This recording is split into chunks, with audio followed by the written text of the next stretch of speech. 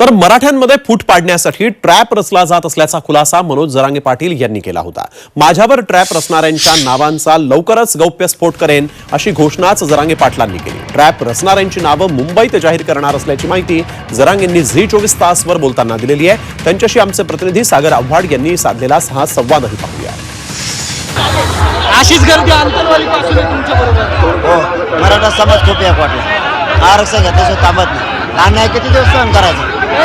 हो, महिला असतील, मुली असतील, कारण तुम्ही तुमच्या भूमिकेवरती ठाम आहात। लोकांचा उत्साह, लोकांची गर्दी वाढत चालली आहे। अन्याय सहन करायला काही मर्यादा असते? किती दिवस अन्याय सहन करायचा?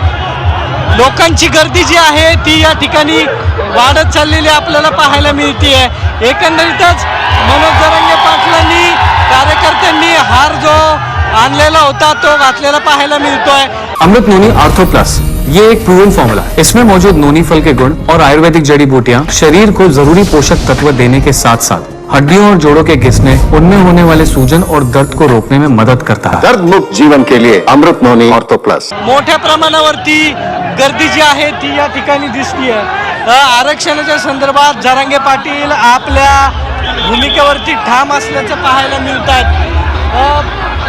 या ठिकाणी आपण बघू शकतो की जरांगे पाटलांचा उत्साह, कार्यकर्त्यांचा उत्साह, जोपर्यंत मराठा आरक्षण मिळणार नाही तोपर्यंत मुंबई सोडणार नाही अशी भूमिका आहे। आरक्षण जोपर्यंत मिळणार नाही तोपर्यंत तुम्ही मुंबई सोडणार नाही, तशी सगळी तयारी आहे।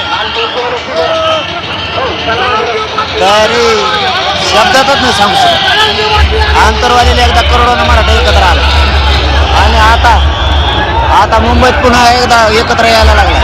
तुमच्यावरती ट्रॅप केला जात होता, हा ट्रॅप काय होता, कसा होता, जरा सविस्तर थोडक्यात सांगा। नाही, आता सविस्तर नाही सांगायचं होतं।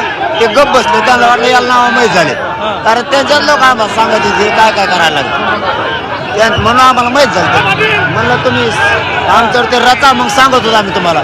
मी माझं मायबाप समाजाला सांगून होतो असे असे तर यांचं असंच करायचं प्लॅन त्यांच्या लक्षात आलं।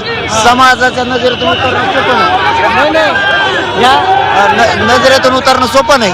या सगळ्या समाजाच्या भावना आहेत। ट्रॅप का कशा पद्धतीने तुम्हाला अडकवलं जाणार होतं? हेच आता डबल करायचा प्रयत्न केला की त्याच्या नावासकट ट्रॅप बी सांगतो आपण, सगळं मीडिया समोर सांगतो। मीडिया समोर म्हणजे पॉलिटिशियन असतील त्यांच्याकडून ट्रॅप झाला होता, तेच दुसरं कोण? म्हणजे आंतरवालीत झाला, मुंबईत झाला किंवा सभांमधून झाला? नाही, त्यांना आता याच्यात करायचं होता, म्हणजे हुकला नाही त्यांचं। नाही, पण झालता कुठं?